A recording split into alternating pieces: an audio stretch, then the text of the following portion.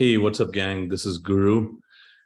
Just wanted to talk about a metric that really matters on how you can break down the silo between sales and marketing. Marketing cares about return on investment of media dollars. Sales cares about incremental sales and profitability. As a corporation, as a company, we care about all the above. So how do we sort of bring these together? We bring these together in a metric called share of voice. Share of voice, we're not talking about a dozen keywords, 24 keywords. We're talking about thousands of keywords in your category.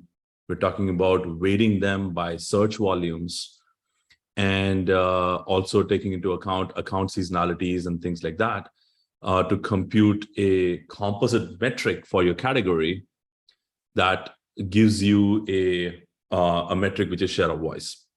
Now, for those who want to geek out a little bit more, search obviously is a pretty key way by which customers buy their product. Like when you go to a brick and mortar shelf, you're essentially looking at a finite set of things which you can buy from. But when you're looking for the same products on a website, whether it's Amazon or Walmart.com or Instacart and others, you're searching. And that's essentially nothing but a modern shelf. And so share of voice essentially gives you a indication on how well are you appearing on the digital shelf, if you may. And that's the metric. Now, how does search work? I actually want to spend a little bit of time talking about search. Search, and I'm going to geek out a bit, is a function of keyword relevance with your product and total profit, which is contribution profit over the trailing 1,000 impressions. Now, what does that mean? Let's unpack that a bit. Keyword relevance is keyword relevance, which is like, hey, if somebody searched for kitty litter, do you have cat litter or kitty litter in your title, in your description, and all that stuff? That's easy. But what is the other metric, which is the total profit for 1,000 impressions?